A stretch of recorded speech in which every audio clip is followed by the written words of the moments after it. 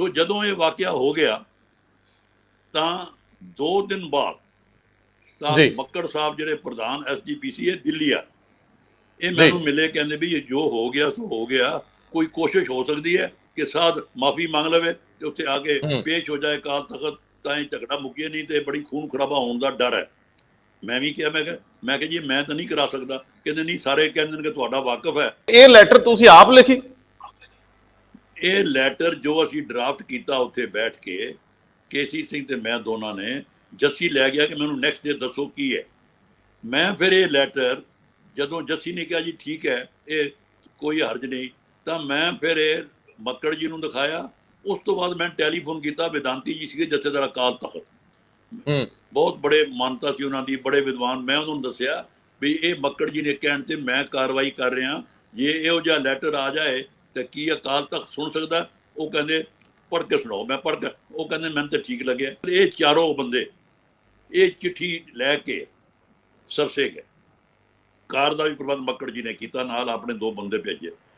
ਇਹ ਰੰਧਾਵਾ ਜੀ, ਮੈਂ ਦਾਤ ਦੇਣਾ ਇਹਨਾਂ ਚਾਰਾਂ ਨੂੰ ਕਿ ਜਦੋਂ ਇਹ ਜਾ ਕੇ ਡੇਰਾ ਮੁਖੀ ਨੂੰ ਮਿਲੇ, ਡੇਰਾ ਮੁਖੀ ਪਹਿਲਾਂ ਸੁਣਨ ਨੂੰ ਤਿਆਰ ਨਹੀਂ ਸੀ, ਕਹਿੰਦਾ ਮੈਂ ਗਲਤੀ ਕੀਤੀ ਹੀ ਨਹੀਂ, ਸੁਣਾ ਬਹੁਤਾ ਬੋਲੀ ਜਾਣਾ, ਅਸੀਂ ਜਿਹੜੇ ਆਏ ਹਾਂ ਮੁਖੀਆਂ ਆਪਣੇ ਧਰਮਾਂ ਦੇ, ਤੂੰ ਸਾਡੇ ਸਾਹਮਣੇ ਕੀ ਹੈ?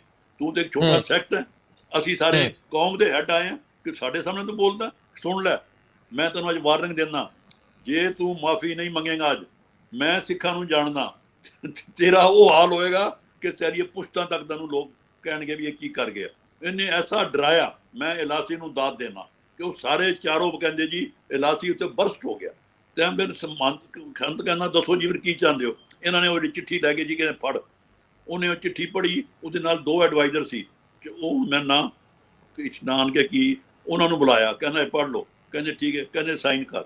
ਉਹਨੇ ਉਸੇ ਲੈਟਰ ਤੇ ਦਸਖਤ ਕਰ। ਇਹ ਮਾਫੀਨਾਮਾ ਉੱਥੇ ਪਿਆ ਰਿਹਾ, ਇਹ ਕਈ ਸਾਲ ਲੱਗੇ।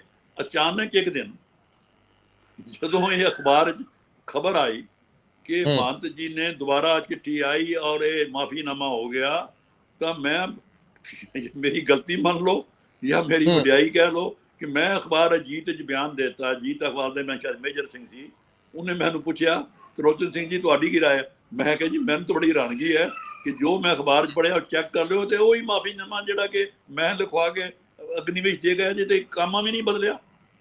ਸਵਾਗਤ, ਮੈਂ ਹਰਜਿੰਦਰ ਸਿੰਘ, ਤੁਸੀਂ ਦੇਖ ਰਹੇ ਹੋ ਪੰਜਾਬ ਟੈਲੀਵਿਜ਼ਨ ਔਰ ਮੇਰੇ ਨਾਲ ਨੇ ਸਰਦਾਰ ਤਰਲੋਚਨ ਸਿੰਘ, ਸਾਬਕਾ ਚੇਅਰਮੈਨ ਘੱਟ ਗਿਣਤੀ ਕਮਿਸ਼ਨ ਭਾਰਤ ਸਰਕਾਰ ਔਰ ਸਾਬਕਾ ਮੈਂਬਰ ਰਾਜ ਸਭਾ। ਸਰਦਾਰ ਸਾਹਿਬ ਜੀ ਆਇਆ। ਸਤਿ ਸ਼੍ਰੀ ਅਕਾਲ ਜੀ। ਸਤਿ ਸ਼੍ਰੀ ਅਕਾਲ। ਸਤਿ ਸ਼੍ਰੀ ਅਕਾਲ। ਕੁਝ ਘਟਨਾਵਾਂ ਐਸੀਆਂ ਅਣਸੁਖਾਵੀਆਂ ਹੁੰਦੀਆਂ ਜਿਨ੍ਹਾਂ ਦੀ ਚੀਸ ਦੇਰ ਤੱਕ ਸਾਨੂੰ ਸੁਣਾਈ ਦਿੰਦੀ ਰਹਿੰਦੀ ਹੈ। ਬੇਅਦਬੀ ਮਾਮਲੇ ਤੇ ਬੇਅਦਬੀ ਮਾਮਲਿਆਂ ਤੋਂ ਪਹਿਲਾਂ ਡੇਰਾ ਸੌਦੇ ਦਾ ਸਵਾਂਗ ਰਚਨਾ ਅਜੇ ਤੱਕ ਵੀ ਸਾਡੇ ਚੇਤਿਆਂ 'ਚ, ਜਿਹਨੇ ਸਾਡੇ ਜੀਵਨ ਨੂੰ, ਸਮਾਜਿਕ ਧਾਰਮਿਕ ਜੀਵਨ ਨੂੰ ਉਲੱਥ ਪਲੱਥ ਕਰਕੇ ਰੱਖ ਦਿੱਤਾ। ਸਰਦਾਰ ਸਾਹਿਬ ਉਹਨਾਂ ਘਟਨਾਵਾਂ ਦੇ ਚਸ਼ਮਦੀਦ ਹੈ। ਜਦੋਂ ਇਹ ਘਟਨਾ ਵਾਪਰਦੀ, ਮੈਂਬਰ ਰਾਜ ਸਭਾ ਸੀਗੇ ਔਰ ਰਾਜ ਸਭਾ ਦੇ ਵਿੱਚ ਐਸੀ ਤਕਰੀਰ ਕਰਦੇ ਉਸ ਮਾਮਲੇ ਨੂੰ ਲੈ ਕੇ, ਸਾਰੀ ਸਭਾ ਸੁੰਨ ਹੋ ਕੇ ਰਹਿ ਜਾਂਦੀ ਆ। ਅਸੀਂ ਉਹ ਵੀਡੀਓ ਆਪਣੀ ਡਿਸਕ੍ਰਿਪਸ਼ਨ ਦੇ ਵਿੱਚ ਦੇਵਾਂਗੇ, ਤੁਸੀਂ ਦੇਖ ਵੀ ਸਕਦੇ ਹੋ। ਔਰ ਸੌਦਾ ਸਾਧ ਨੂੰ ਮਾਫੀ ਮੰਗਣ ਲਈ ਮਜਬੂਰ ਕਰ ਦਿੰਦੇ ਆ। ਉਹੀ ਮਾਫੀਨਾਮਾ ਬਾਅਦ ਦੇ ਵਿੱਚ ਅਕਾਲ ਤਖਤ ਸਾਹਿਬ ਤੇ ਮਾਫੀ ਲਈ ਵਰਤਿਆ ਜਾਂਦਾ, ਜਿਹੜਾ ਕਿਹਾ ਜਾਂਦਾ ਸੀ ਨਵੇਂ ਸਿਰਿਓਂ ਆਇਆ, ਤੇ ਫਿਰ ਉਹ ਮਾਫੀ ਰੱਦ ਵੀ ਕੀਤੀ ਜਾਂਦੀ। ਲੇਕਿਨ ਉਹਨਾਂ ਘਟਨਾਵਾਂ ਦੇ ਅਸਰ ਅਜੇ ਤੱਕ ਵੀ ਸਾਡੇ ਜਨ ਜੀਵਨ ਤੇ ਦੇਖੇ ਜਾ ਸਕਦੇ ਆ। ਪੂਰੀ ਸਿਆਸਤ ਉਸੇ ਤੇ ਕੇਂਦਰਿਤ ਹੈ। ਸੋ ਸਰਦਾਰ ਸਾਹਿਬ ਤੋਂ ਜਾਣਦੇ ਆ ਕਿ ਸੌਦਾ ਸਾਧ ਨੂੰ ਨਿਸ਼ਾਨੇ ਤੇ ਲੈਣਾ, ਇੱਕ ਵਫਦ ਉਦੋਂ ਜਾਂਦਾ ਹੈ ਜਿਹੜਾ ਮਾਫੀਨਾਮਾ ਲਿਖਵਾਉਂਦਾ ਹੈ। ਤਤਕਾਲੀ ਪ੍ਰਧਾਨ ਸ਼੍ਰੋਮਣੀ ਕਮੇਟੀ ਅਵਤਾਰ ਸਿੰਘ ਮੱਕੜ ਸਰਦਾਰ ਸਾਹਿਬ ਨੂੰ ਮਿਲਦੇ ਆ ਔਰ SIT ਦੇ ਵਿੱਚ ਵੀ ਇਹਨਾਂ ਦੇ ਉਹ ਬਿਆਨ ਹੈਗੇ ਆ। ਸਰਦਾਰ ਸਾਹਿਬ ਇਤਿਹਾਸਕ ਵੇਰਵਿਆਂ ਨਾਲ ਮੈਨੂੰ ਜਰਾ ਉਹ ਸਾਂਝ ਪਵਾਇਓ ਕਿ ਮੇਰੇ ਖਿਆਲ 2007 ਦੀ ਉਹ ਘਟਨਾ ਨੇ ਪੰਜਾਬ ਦੇ ਜੀਵਨ 'ਚ ਭੁਚਾਲ ਲੈਂਦਾ ਸੀਗਾ ਔਰ ਅੱਜ ਤੱਕ ਵੀ ਸਿਆਸੀ ਪੈਰ ਉਖੜੇ ਅਕਾਲੀ ਦਲ ਦੇ ਲੱਗ ਨਹੀਂ ਸਕੇ। ਕੀ ਕਹਿੰਦੇ ਹੋ? ਰੰਧਾਵਾ ਸਾਹਿਬ, ਜਿਹੜਾ ਤੁਸੀਂ ਪ੍ਰਸ਼ਨ ਕੀਤਾ, ਇਹ ਇਤਿਹਾਸ ਦਾ ਇੱਕ ਐਸੀ ਘਟਨਾ ਜਿਹੜੀ ਕਦੇ ਭੁੱਲੀ ਨਹੀਂ ਜਾ ਸਕਦੀ। ਵੈਸੇ ਮੈਂ ਜਿਹੜੀ ਸਪੀਚ ਦਾ ਤੁਸੀਂ ਜ਼ਿਕਰ ਕਰ ਰਹੇ ਹੋ, ਜਿੱਦਣ ਇਹ ਘਟਨਾ ਵਾਪਰੀ ਹੈ, ਮੈਂ ਉਦੋਂ ਪਾਰਲੀਮੈਂਟ ਵਿੱਚ ਮੈਂਬਰ ਸਾਂ। ਤਾਂ ਉਸੇ ਦਿਨ ਸਵੇਰੇ ਸ਼ਿਖਾਵਤ ਸਾਹਿਬ, ਸਾਡੇ ਇੰਡੀਆ ਦੇ ਵਾਈਸ ਪ੍ਰੈਜ਼ੀਡੈਂਟ, ਜਿਹੜੇ ਸਾਡੀ ਰਾਜ ਸਭਾ ਦੇ ਪ੍ਰੀਜ਼ਾਈਡ ਕਰਦੇ ਹਨ, ਉਹਨਾਂ ਨੇ ਉਦੋਂ ਪਹਿਲੀ ਵਾਰ ਕਿ ਕੁਐਸਚਨ ਆਵਰ ਹੁੰਦਾ, ਪਹਿਲਾ 1 ਘੰਟਾ ਉਹਨਾਂ ਨੇ ਕੁਐਸਚਨ ਆਵਰ ਰੋਕ ਕੇ ਮੈਨੂੰ ਅਲਾਓ ਕੀਤਾ ਕਿ ਮੈਂ ਇਹ ਕੇਸ ਪੇਸ਼ ਕਰਾਂ ਕਿ ਪੰਜਾਬ ਵਿੱਚ ਕੀ ਵਾਪਰ ਰਿਹਾ। ਸੋ ਮੈਂ ਤੁਹਾਡੇ ਰਾਹੀਂ ਆਪਣੇ ਸਾਰੇ ਦਰਸ਼ਕਾਂ ਨੂੰ, ਜਿਹੜੇ ਸੁਣ ਰਹੇ ਹੋ, ਲੱਖਾਂ ਲੋਕ ਤੁਹਾਡੇ ਦੇਸ਼ੀ ਵਿਦੇਸ਼ੀ, ਅਵਲ ਜੇ ਕੋਸ਼ਿਸ਼ ਕਰੋ ਮੇਰੀ ਉਹ ਸਪੀਚ ਸੁਣ ਲਓ ਤਾਂ ਜੋ ਤੁਸੀਂ ਰੰਧਾਵਾ ਜੀ ਪੁੱਛ ਰਹੇ ਹਨ ਉਹ ਸਾਰੇ ਸਵਾਲਾਂ ਦਾ ਜਵਾਬ ਉਹਦੇ 'ਚ ਹੈ। ਰੰਧਾਵਾ ਜੀ, ਇਹ ਜਦੋਂ ਵਾਕਿਆ ਹੋਇਆ ਬਠਿੰਡੇ ਦੇ ਕੋਲ ਸਲਾਮਤਪੁਰ ਪਿੰਡ ਵਿੱਚ, ਉਹ ਸੀ ਕਿ ਜਿਹੜੇ ਡੇਰੇ ਵਾਲੇ ਸੰਤ ਬਾਬਾ ਰਹੀਮ, ਜੋ ਆਪਣੇ ਕਈ ਨਾਂ ਰੱਖਦੇ ਹਨ, ਇਹਨਾਂ ਦੀ ਬੜੇ ਸੇਵਕ ਹਨ ਬੜੇ ਇਲਾਕਿਆਂ, ਬਠਿੰਡੇ ਦੇ ਇਲਾਕਿਆਂ 'ਚ ਵੀ।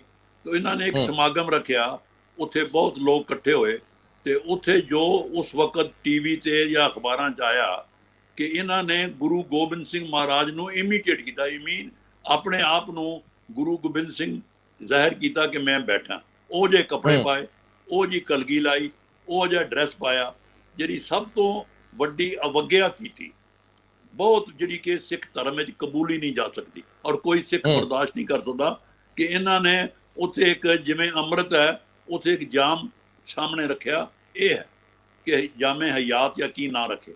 ਸੋ ਹਰ ਗੱਲ ਉਹ ਕੀਤੀ ਜੋ ਗੁਰੂ ਗੋਬਿੰਦ ਸਿੰਘ ਮਹਾਰਾਜ ਨੇ ਅਨੰਦਪੁਰ ਸਾਹਿਬ 1699 ਚ ਕੀਤੀ, ਉਹਦੀ ਨਕਲ ਕਰਤੀ। ਇਹ ਸਾਬਤ ਕਰ ਲੂ ਕਿ ਅੱਜ ਦੇ ਯੁੱਗ ਵਿੱਚ ਮੈਂ ਤੁਹਾਡੇ ਕੋਲ ਉਹ ਆ ਗਿਆ। ਲਓ, ਇਹ ਹੁਣ ਘਟਨਾ ਤੁਸੀਂ ਵੀ ਜਾਣਦੇ ਹੋ ਕਿ ਸਿੱਖ, ਵੇਖੋ, ਮੁਸਲਮਾਨ ਕੌਮ ਸਾਡੇ ਤੋਂ ਬਹੁਤ ਅੱਗੇ ਹੈ। ਮੁਸਲਮਾਨ ਕੌਮ ਤੇ ਅੱਜ ਤੱਕ ਕੋਈ ਹਜ਼ਰਤ ਮੁਹੰਮਦ ਦਾ ਕਾਰਟੂਨ ਬਣਾਵੇ ਉਹਨੂੰ ਵੀ ਸਜ਼ਾਏ ਮੌਤ ਹੈ। ਐਸੇ ਵਾਪਰੇ ਵਰਲਡ 'ਚ ਹੋਏ ਆ ਕਿ ਇੱਕ ਦੋ ਵਾਰੀ ਹਾਲੈਂਡ ਵਿੱਚ ਕਿਸੇ ਨੇ ਕੀਤੀ ਤੇ ਸਾਰੀ ਦੁਨੀਆ ਹਿਲ ਗਈ। ਬਲਕਿ ਮੁਸਲਮਾਨ ਤੇ ਤਸਵੀਰ ਵੀ ਆਪਣੇ ਹਜ਼ਰਤ ਮੁਹੰਮਦ ਦੀ ਕੋਈ ਛਾਪੇ, ਉਹ ਬਰਦਾਸ਼ਤ ਨਹੀਂ ਕਰਦਾ। ਪਰ ਸਾਡੀ ਕੌਮ ਵਿੱਚ ਕੁਝ ਸਹਿਨ ਸ਼ਕਤੀ ਜਾਂ ਕੁਝ, ਲੇਕਿਨ ਮੈਂ ਦਾਤ ਦੇਣਾ ਬਠਿੰਡੇ ਦੇ ਲੋਕਾਂ ਦੇ ਕਿ ਹਜ਼ਾਰਾਂ ਲੋਕ ਜਦੋਂ ਇਹ ਗੱਲ ਵਾਪਰੀ ਤਾਂ ਉਸ ਪਿੰਡ ਵੱਲ ਹਮਲਾ ਕਰਕੇ ਚਲੇ ਗਏ, ਔਰ ਇਸ ਤਰ੍ਹਾਂ ਵਾਪਰਿਆ ਕਿ ਜਿਵੇਂ ਇਸ ਹਮਲੇ ਉਸ ਸਾਧ ਨੂੰ ਉਹ ਫੜ ਕੇ ਹੀ ਲਿਆਉਣਗੇ। ਇਹ ਬਹੁਤ ਵੱਡੀ ਘਟਨਾ ਜਿਹੜੀ ਅੱਜ ਤੱਕ ਲੋਕਾਂ ਨੂੰ ਦੱਸੀ ਨਹੀਂ ਗਈ ਕਿ ਸਾਰਾ ਮਾਲਵੇ ਦਾ ਇਲਾਕਾ ਧੂਮਾਂ ਪਾ ਕੇ, ਜਿਵੇਂ ਨਨਕਾਣਾ ਸਾਹਿਬ ਜਦੋਂ ਹੋਇਆ ਸੀ ਨਾ ਵਾਕਿਆ, ਜਦੋਂ ਲਛਮਣ ਸਿੰਘ ਸ਼ਹੀਦ ਹੋਏ, ਤਾਂ ਕਹਿੰਦੇ ਸ਼ੇਖੂਪੁਰੇ ਦੇ ਲੋਕ ਸਾਰੇ ਨਨਕਾਣਾ ਸਾਹਿਬ ਵੱਲ ਟੁਰੇ, ਅੰਗਰੇਜ਼ ਡਰ ਗਿਆ ਵੀ ਕੀ ਹੋਣ ਲੱਗਾ। ਸੋ ਇਹੀ ਗੱਲ ਇੱਥੇ ਵਾਕਰੀ। ਬਾਦਲ ਸਾਹਿਬ ਉਦੋਂ ਮੁੱਖ ਮੰਤਰੀ ਸਨ। ਇਹ ਵੈਸੇ ਬੜੀ ਇਤਿਹਾਸਕ ਇੱਕ ਕੈਸਾ ਕੋਇਨਸੀਡੈਂਸ ਹੈ ਕਿ ਜਦੋਂ ਨਿਰੰਕਾਰੀਆਂ ਨੇ ਅਪ੍ਰੈਲ 1978 ਵਿੱਚ ਜਿਹੜਾ ਵਾਕਿਆ ਅੰਮ੍ਰਿਤਸਰ ਹੋਇਆ, ਜਿੱਥੇ ਕਿ ਨਿਰੰਕਾਰੀ ਬਾਬਾ ਗੁਰਬਚਨ ਸਿੰਘ ਨੇ ਆ ਕੇ ਫੰਕਸ਼ਨ ਕੀਤਾ ਵਿਸਾਖੀ ਵਾਲੇ ਦਿਨ, ਕਮਾਲ ਹੈ, 13 ਅਪ੍ਰੈਲ ਨੂੰ, ਤੇ ਉਸ ਦਿਨ ਫੌਜਾ ਸਿੰਘ ਤੇ ਹੋਰ ਜਿਹੜੇ ਖਾਲਸੇ ਪਹੁੰਚੇ, ਔਰ ਪਹੁੰਚੇ ਕੇ ਤੇ ਉਹਨਾਂ ਨੇ ਸ਼ਹੀਦੀਆਂ ਪ੍ਰਾਪਤ ਕੀਤੀਆਂ। ਇਹ ਦੋ ਵਾਕਿਏ ਅਕਾਲੀ ਸਰਕਾਰ 'ਚ ਹੋਏ। ਸੋ ਇਸ ਕਰਕੇ ਇਹ ਬੜੀ ਵੱਡੀ ਸਾਡੀ ਇਤਿਹਾਸਕ ਕੋਇਨਸੀਡੈਂਸ, ਮੈਂ ਕਿਹਾ ਕਿ ਦੋਨੋਂ ਵਾਰੀ ਬਾਦਲ ਸਾਹਿਬ ਖੁਦ ਮੁੱਖ ਮੰਤਰੀ ਸਨ। ਤਾਂ ਉਹ ਜੋ ਅੰਮ੍ਰਿਤਸਰ ਦੀ ਘਟਨਾ, ਮੇਰੇ ਖਿਆਲ 'ਚ ਮੈਂ ਪਾਰਲੀਮੈਂਟ 'ਚ ਕਿਹਾ ਕਿ ਇਹ ਆਰੰਭ ਸੀ ਜਿਹੜਾ ਅਖੀਰ 84 ਤੱਕ ਗਿਆ, ਕਿ ਸਿੱਖ ਕੌਮ ਬਰਦਾਸ਼ਤ ਨਾ ਕਰ ਪਾਈ ਕਿ ਕੋਈ ਅੰਮ੍ਰਿਤਸਰ ਸਾਡੇ ਧਾਰਮਿਕ ਅਸਥਾਨ ਤੇ ਆ ਕੇ ਗੁਰੂ ਨਾਨਕ ਨੂੰ ਆਪਣੇ ਆਪ ਨੂੰ ਸਾਬਤ ਕਰੇ। ਸੋ ਅੱਜ ਉਸ ਤੋਂ ਬਾਅਦ ਇਹ ਆ ਗਿਆ ਜਿਹਨੇ ਗੁਰੂ ਗੋਬਿੰਦ ਸਿੰਘ ਕੀਤਾ। ਤੋ ਰੰਧਾਵਾ ਜੀ, ਜਿਹੜਾ ਹੁਣ ਤੁਹਾਡਾ ਸਵਾਲ ਹੈ ਕਿ ਜਦੋਂ ਇਹ ਹੋ ਗਿਆ ਫਿਰ ਕੀ ਹੋਇਆ, ਤੁਹਾਡਾ ਹੁਣ ਪ੍ਰਸ਼ਨ ਇਹ ਹੈ ਕਿ ਜੋ ਅਵਗਿਆ ਉਹਨੇ ਕੀਤੀ, ਜਿਹਦਾ ਕਿ ਕੋਈ ਬੰਦਾ ਮਾਫ ਨਹੀਂ ਕਰ ਸਕਦਾ, ਇਤਨੀ ਵੱਡੀ ਘਟਨਾ ਸਿੱਖ ਕੌਮ ਕਿਵੇਂ ਬਰਦਾਸ਼ਤ ਕਰੇ। ਅੱਜ ਵੀ ਮੈਂ, ਕਿਉਂਕਿ ਤੁਹਾਡੀ ਚੈਨਲ ਵਰਲਡ ਵਾਈਡ ਜਾ ਰਹੀ ਹੈ, ਲੋਕ ਸੁਣ ਰਹੇ ਹਨ, ਹੁਣ ਵੀ ਲੋਕਾਂ ਨੇ ਇੱਕ ਸਵਾਲ ਕਰੋ, ਤੁਹਾਨੂੰ ਲੋਕ ਜਵਾਬ ਦੇਣ ਕਿ ਇਹ ਮਾਫੀ ਹੋ ਸਕਦੀ ਹੈ ਇਸੇ ਸ਼ਖਸ ਨੂੰ, ਜਾਂ ਕੋਈ ਉਹ ਆਪ ਸਜ਼ਾ ਕਬੂਲ ਕਰਦਾ ਕਿ ਸਜ਼ਾ ਦਿਓ। ਸੋ ਮੈਂ ਤੁਹਾਡੇ ਰਾਹੀਂ ਇਹ ਦੱਸਣਾ ਚਾਹੁੰਦਾ ਕਿ ਜਦੋਂ ਇਹ ਵਾਪਰ ਗਿਆ, ਮੈਂ ਪਾਰਲੀਮੈਂਟ 'ਚ ਬੋਲ ਚੁੱਕਾ, ਹਾਲਾਂਕਿ ਮੇਰੀ ਇਸ ਸਾਥ ਦੇ ਨਾਲ, ਡੇਰੇ ਨਾਲ ਬੜੀ ਵਾਕਫੀ ਹੈ। ਮੈਂ ਮੈਂਬਰ ਪਾਰਲੀਮੈਂਟ ਹਰਿਆਣੇ ਤੋਂ ਹਾਂ। ਚੌਟਾਲਾ ਸਾਹਿਬ ਸਾਡੇ ਜਿਹੜੇ ਮੁੱਖ ਮੰਤਰੀ ਸਨ, ਉਹ ਬਾਬਾ ਜੀ ਦੇ ਬੜੇ ਨੇੜੇ ਸਨ।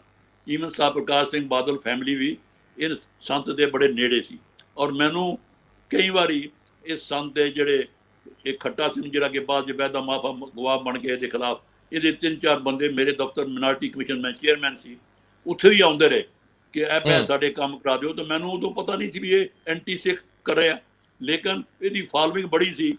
ਤਾਂ ਜਿੰਨੇ ਸਾਡੇ, ਚਾਹੇ ਬਾਦਲ ਸਾਹਿਬ ਜਾਂ ਚੌਟਾਲਾ ਸਾਹਿਬ, ਚਾਹੇ ਈਵਨ ਉਸ ਵਕਤ ਦੇ ਕਾਂਗਰਸ ਵਾਲੇ, ਉਹ ਵੀ ਸਾਰੇ ਇਹਦੇ ਕੋਲ ਜਾ ਕੇ ਇਹ ਸੋਚਦੇ ਕਿ ਸਾਡੇ ਇਹ ਨੇੜੇ ਹੋਵੇ। ਸੋ ਜਦੋਂ ਇਹ ਵਾਕਿਆ ਹੋ ਗਿਆ ਤਾਂ 2 ਦਿਨ ਬਾਅਦ ਮੱਕੜ ਸਾਹਿਬ ਜਿਹੜੇ ਪ੍ਰਧਾਨ SGPC, ਇਹ ਦਿੱਲੀ ਆ, ਇਹ ਮੈਨੂੰ ਮਿਲੇ, ਕਹਿੰਦੇ ਵੀ ਇਹ ਜੋ ਹੋ ਗਿਆ ਸੋ ਹੋ ਗਿਆ, ਕੋਈ ਕੋਸ਼ਿਸ਼ ਹੋ ਸਕਦੀ ਹੈ ਕਿ ਸਾਧ ਮਾਫੀ ਮੰਗ ਲਵੇ ਤੇ ਉੱਥੇ ਆ ਕੇ ਪੇਸ਼ ਹੋ ਜਾਏ ਅਕਾਲ ਤਖਤ, ਤਾਂ ਇਹ ਝਗੜਾ ਮੁੱਕੇ, ਨਹੀਂ ਤੇ ਬੜੀ ਖੂਨ ਖਰਾਬਾ ਹੋਣ ਦਾ ਡਰ ਹੈ।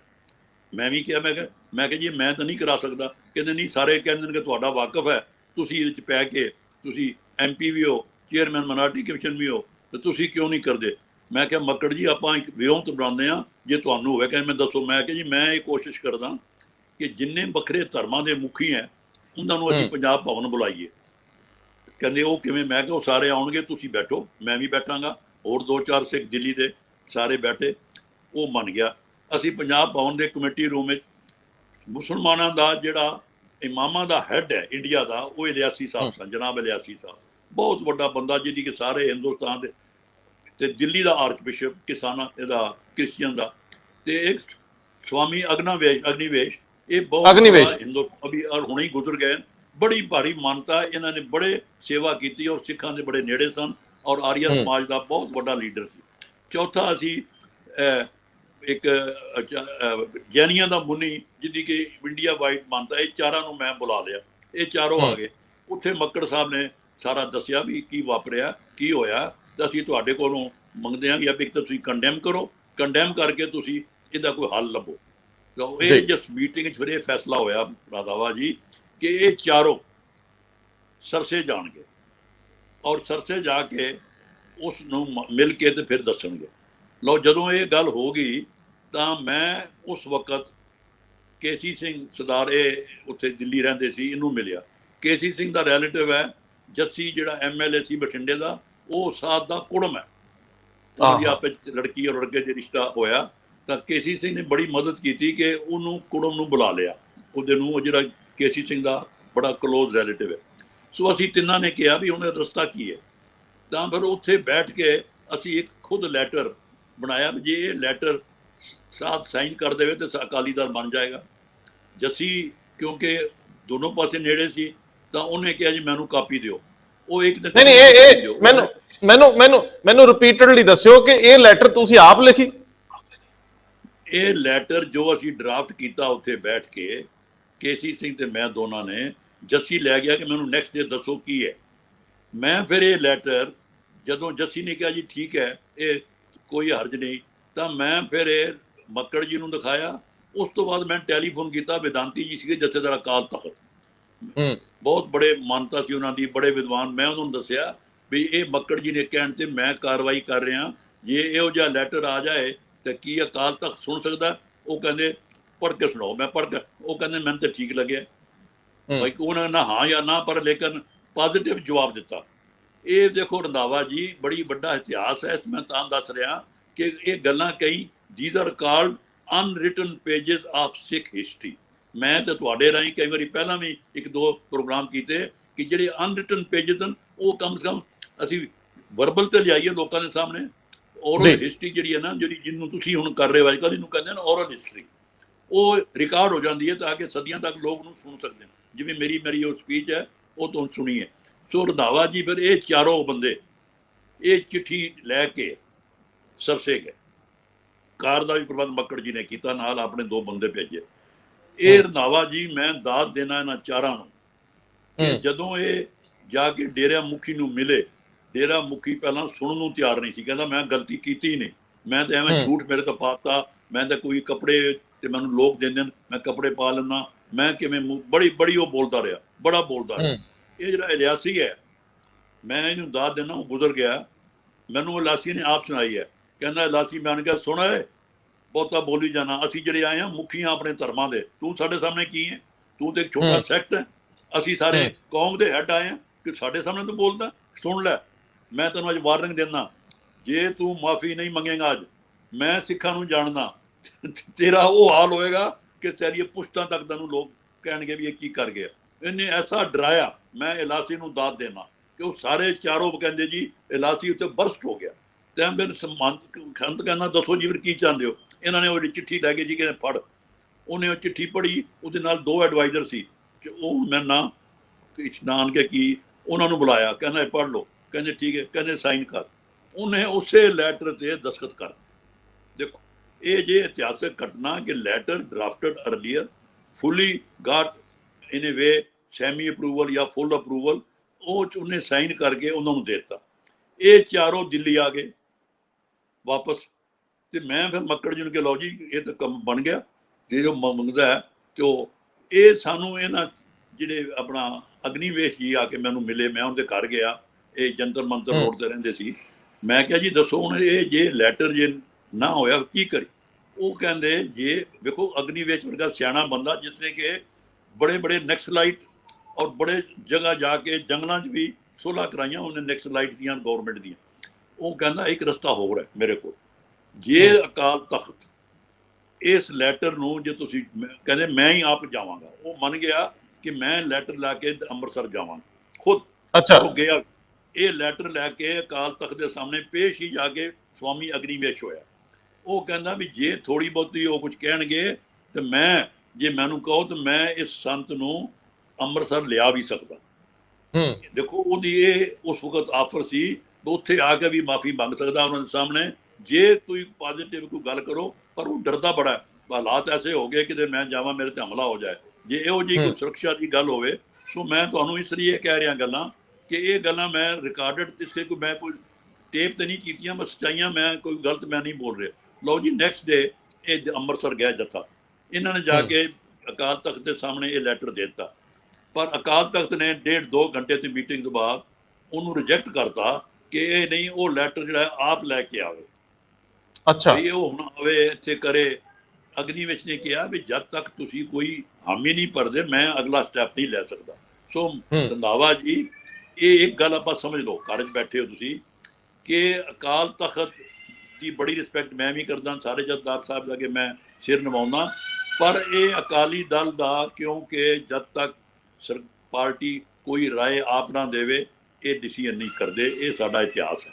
ਮੈਂ ਉਹੀ ਪੁੱਛਣਾ ਚਾਹੁੰਦਾ ਹੈ ਕਿ ਆਖਰ ਉਸ ਵੇਲੇ ਜਦੋਂ ਮਾਫੀ ਲਈ ਸਾਰੀ ਤੁਸੀਂ ਇਬਾਰਤ ਲਿਖ ਲਈ ਔਰ ਖਾਸ ਤੌਰ ਤੇ ਅਗਨੀਵੇਸ਼ ਵਰਗੇ ਲੋਕ ਸ਼ਾਮਲ ਹੋ ਗਏ ਜਿਨ੍ਹਾਂ ਦੀ ਹਾਜ਼ਰੀ ਨਾਲ ਸੌਦਾ ਸਾਧ ਤੇ ਇੱਕ ਮਾਨਸਿਕ ਦਬਾਅ ਵੀ ਰਹਿਣਾ ਸੀ ਕਿ ਬਾਕੀ ਧਰਮ ਵੀ ਇਸ ਗੱਲ ਤੇ ਮੈਨੂੰ ਕੰਡੈਮ ਕਰ ਰਹੇ।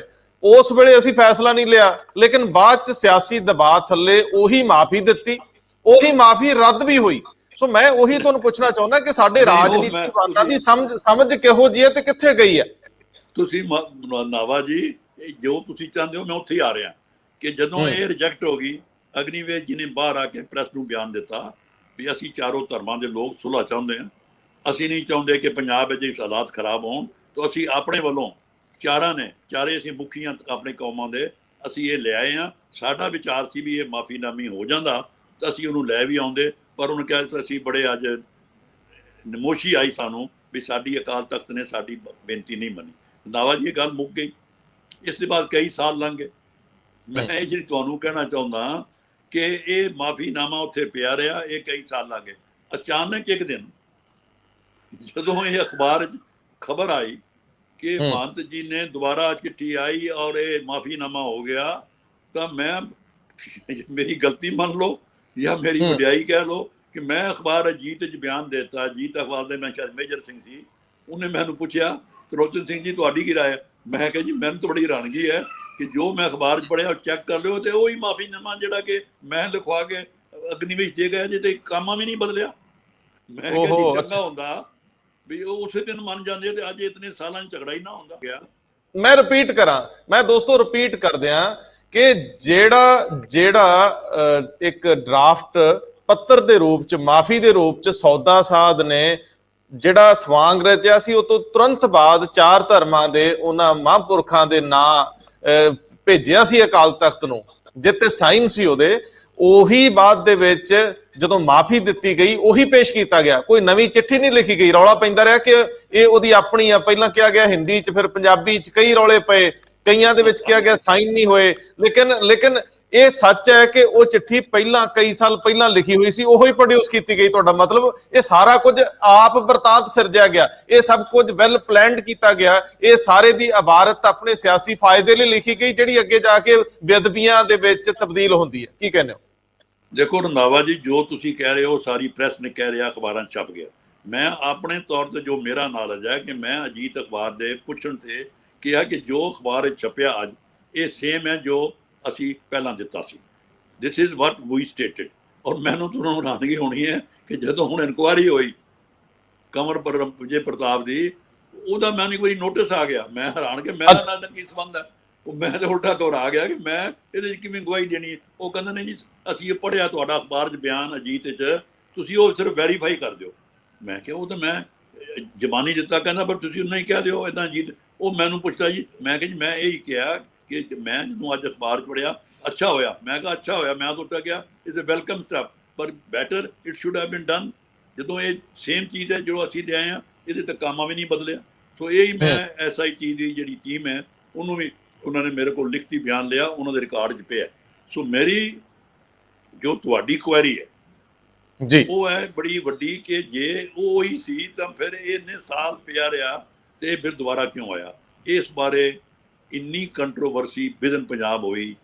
ਮੈਨੂੰ ਹੈਰਾਨਗੀ ਇਹ ਹੈ ਕਿ ਸ਼੍ਰੋਮਣੀ ਕਮੇਟੀ ਨੇ, ਮਾਫ ਕਰਿਓ, ਸਾਡੀ ਵੱਡੀ ਸੰਸਥਾ ਇਲੈਕਟਡ ਹੈ ਜਿਹਦਾ ਡਿਊਟੀ ਹੈ ਸਿੱਖ ਧਰਮ ਦੀ, ਵਿੱਚ ਲੱਖਾਂ ਰੁਪਏ ਲਾਤੇ ਉਦੋਂ ਇਸ਼ਤਿਹਾਰ ਦੇ ਕੇ ਕਿ ਬੜਾ ਸਾਰਾ ਠੀਕ ਫੈਸਲਾ ਹੋਇਆ। ਇਸ ਫੈਸਲੇ ਦੇ ਹੱਕ ਵਿੱਚ ਪਹਿਲਾਂ ਬੜਾ ਪ੍ਰਚਾਰ ਕੀਤਾ, ਪ੍ਰਚਾਰ ਕਰਕੇ ਪੈਸੇ ਖਰਚੇ, ਬੜਾ ਰੌਲਾ ਪਿਆ।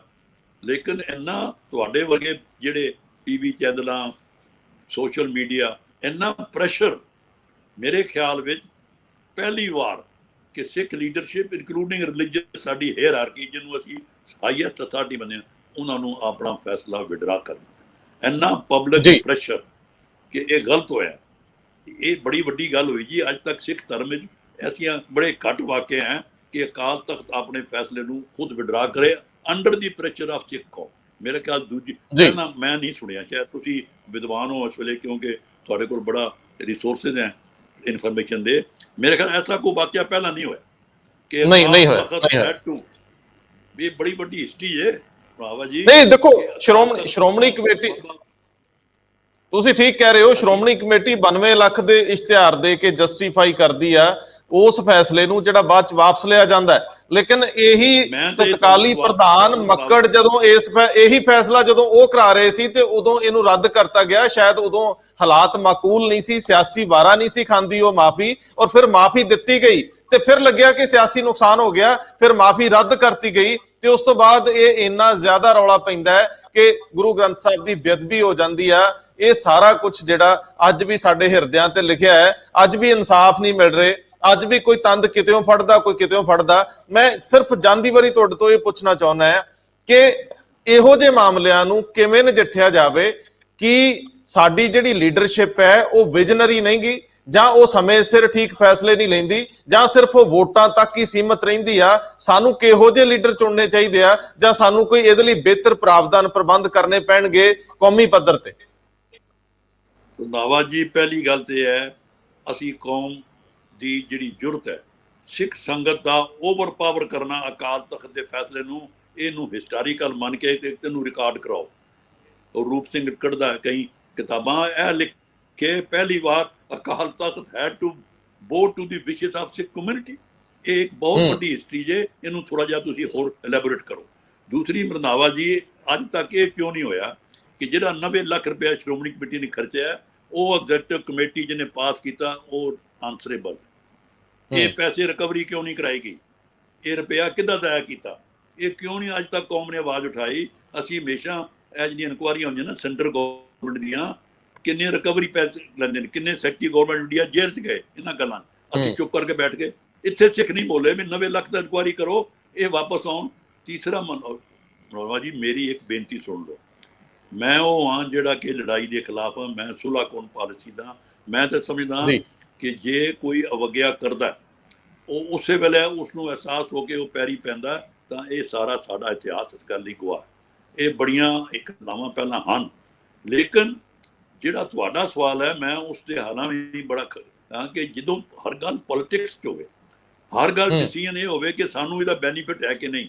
ਇਹ ਸਿੱਖੀ ਨਾਲ ਨਹੀਂ ਜੋੜਿਆ ਗਿਆ, ਇਹ ਪੋਲਿਟਿਕਸ ਨਾਲ ਜੋੜਿਆ ਗਿਆ। ਤੁਹਾਡਾ ਹੁਣ ਸਵਾਲ ਇਹ ਹੈ ਕਿ ਜੇ ਸਿੱਖੀ ਆਉਂਦਾ ਤਾਂ ਕੇਵਲ ਅਕਾਲ ਤਖਤ ਬਿਟਵੀਨ culprit, ਲੇਕਿਨ this was more with the political party than the Akal Takht with the culprit। ਤੁਹਾਡਾ ਇਹ ਸਵਾਲ ਹੈ। ਸੋ ਇਹ ਪੋਲਿਟਿਕਸ ਜਿਹੜਾ ਹੋਇਆ ਇਹ ਗਲਤ, ਇਹਨੂੰ ਪੋਲੀਟੀਕਲ ਬੈਨੀਫਿਟ ਲਈ ਵਰਤਿਆ ਗਿਆ ਜਿਸ ਦਾ ਕਿ ਨੁਕਸਾਨ ਕੌਮ ਨੂੰ ਹੋਇਆ, ਔਰ ਉਸ ਪੋਲੀਟਿਕ ਪਾਰਟੀ ਨੂੰ ਵੀ ਇਸ ਦਾ ਹਿਸਾਬ ਦੇਣ ਦੇ ਨਾਲ ਹੀ ਆਪਣੀ ਜਿਹੜੀ ਉਹਨਾਂ ਦੀ ਵੋਟ ਸ਼ਕਤੀ ਵੀ ਇਸੇ ਨਾਲ ਹੀ ਘਟੀ। ਆਈ ਥਿੰਕ ਜੋ ਪਬਲਿਕ ਨੇ ਉਹਨਾਂ ਨੂੰ ਸਜ਼ਾ ਦਿੱਤੀ ਉਹ ਦੇ ਰੀਅਲਾਈਜ਼ ਕਿ ਗਲਤੀ ਉਹਨਾਂ ਤੋਂ ਹੋਣੀ, ਉਹ ਮੰਨਣੀ ਪਏਗੀ। ਬਿਲਕੁਲ ਠੀਕ ਹੈ ਸਰਦਾਰ ਸਾਹਿਬ। ਦੋ ਮਾਮਲੇ ਤੁਸੀਂ ਜਿਹੜੇ ਵਾਕਈ ਇਹ ਦਿਲਚਸਪ ਗੱਲ ਆ ਕਿ ਜਿਵੇਂ ਕਹਿੰਦੇ ਸੀਗੇ ਕਿ ਗੁਰੂ 20 ਵਿਸਵੇ ਤੇ ਸੰਗਤ 21 ਵਿਸਵੇ, ਜਾਂ ਕੁਝ ਇਸ ਤਰ੍ਹਾਂ ਦੀ ਸਿੱਖਾਂ ਦੇ ਵਿੱਚ ਰਵਾਇਤ ਆ। ਇਸ ਵਾਰੀ ਵੀ ਸੰਗਤ ਨੇ ਆਪਣੀ ਤਾਕਤ ਦਿਖਾਈ, ਅਕਾਲ ਤਖਤ ਸਾਹਿਬ ਨੂੰ ਵਾਪਸ ਆਉਣਾ ਪਿਆ। ਦੂਜੇ ਬੰਨੇ ਸੰਗਤ ਨੇ ਫਿਰ ਤਾਕਤ ਵਿਖਾਈ 2017 ਚ। ਉਹ ਲੋਕ ਜਿਨ੍ਹਾਂ ਨੇ ਸਿਆਸੀ ਦਬਾਅ ਥੱਲੇ ਫੈਸਲੇ ਲੈਣ ਲਈ ਮਜਬੂਰ ਕਰਤਾ ਸੀ ਵੱਡੀਆਂ ਸੰਸਥਾਵਾਂ ਨੂੰ, ਉਹਨੂੰ ਮੂੰਹ ਦੀ ਖਾਣੀ ਪਈ ਲੋਕਾਂ ਦੇ ਸਾਹਮਣੇ, ਉਹ ਤੀਜੇ ਨੰਬਰ ਦੀ ਪਾਰਟੀ ਬਣ ਗਈ। ਲੇਕਿਨ ਚੌਥਾ ਸਵਾਲ ਜਿਹੜਾ ਤੁਸੀਂ ਵੱਡਾ ਉਠਾਤਾ ਹੈ ਕਿ ਕੀ ਜਿਹੜੀ ਐਗਜ਼ੈਕਟਿਵ ਬਾਡੀ ਨੇ ਇਹ ਸਾਰੇ 92 ਲੱਖ ਦੇ ਇਸ਼ਤਿਹਾਰ ਦੇਣ ਦੀ ਅਨੁਮਤੀ ਦਿੱਤੀ, ਜਿਹਨੇ ਸੈਂਕਸ਼ਨ ਦਿੱਤੀ, ਉਹਨੂੰ ਵੀ ਕਦੇ ਤਲਬ ਕੀਤਾ ਗਿਆ? ਕਦੇ ਉਹ ਜਥੇਦਾਰ ਵੀ ਕਦੇ ਸੱਦੇ ਜਾਣਗੇ ਮੌਜੂਦਾ ਜਥੇਦਾਰ ਵੱਲੋਂ ਉਹਨਾਂ ਨੂੰ ਪੁੱਛਣ ਲਈ ਕਿ ਉਦੋਂ ਕੀ ਵਾਪਰਿਆ ਸੀ? ਇਹ ਬੜੇ ਵੱਡੇ ਸਵਾਲ ਆ ਜਿਹੜੇ, ਜੇ ਸਰਕਾਰਾਂ ਇਨਸਾਫ ਨਹੀਂ ਦੇ ਰਹੀਆਂ ਤੇ ਸਾਡੀਆਂ ਵੱਡੀਆਂ ਸੰਸਥਾਵਾਂ ਵੀ ਇਨਸਾਫ ਕਰਨ ਵੱਲ ਸਿੱਧਤ ਨਹੀਂ। ਘੱਟੋ ਘੱਟ ਧਾਰਮਿਕ ਐਂਗਲ ਤੋਂ ਤਾਂ ਪਤਾ ਲੱਗ ਜੇ ਕਿ ਕੌਣ ਕਿੱਥੇ ਠੀਕ ਸੀ, ਕੌਣ ਕਿੱਥੇ ਗਲਤ ਸੀ। ਜਿਹੜੇ ਤੁਸੀਂ ਘਟਨਾਕ੍ਰਮ ਦੱਸਿਆ, ਜੇ ਇਨ ਟਾਈਮ ਇਹਨਾਂ ਨੂੰ ਹੀ ਧਿਆਨ 'ਚ ਰੱਖ ਲਿਆ ਜਾਵੇ ਤੇ ਚਾਰ ਧਰਮਾਂ ਦੇ ਵੱਡੇ ਜਿਹੜੇ ਲੋਕ ਸੀਗੇ ਉਹ ਆਏ ਸੀਗੇ, ਉਹਨਾਂ ਨੂੰ ਕੋਈ ਤਵੱਜੋ ਦੇ ਲਈ ਜਾਂਦੀ ਤੇ ਸ਼ਾਇਦ ਅਸੀਂ ਬੇਅਦਬੀਆਂ ਤੱਕ ਨਾ ਪਹੁੰਚਦੇ, ਸਾਡੇ ਮੁਆਸ਼ਰੇ ਦਾ ਇੰਨਾ ਨੁਕਸਾਨ ਨਾ ਹੁੰਦਾ ਤੇ ਦੁਬਾਰਾ ਕੋਈ ਜੁਰਤ ਵੀ ਨਾ ਕਰਦਾ। ਸਰਦਾਰ ਸਾਹਿਬ, ਜਾਂਦੇ ਜਾਂਦੇ ਕੁਝ ਟਿੱਪਣੀ ਕਰਨੀ ਆ, ਫਿਰ ਇਹਨੂੰ ਸਮਾਪਤ ਕਰ ਦਈਏ। ਬਹੁਤ ਮਿਹਰਬਾਨੀ। ਵਾਹਿਗੁਰੂ ਜੀ ਕਾ ਖਾਲਸਾ, ਵਾਹਿਗੁਰੂ ਜੀ ਕੀ ਫਤਿਹ।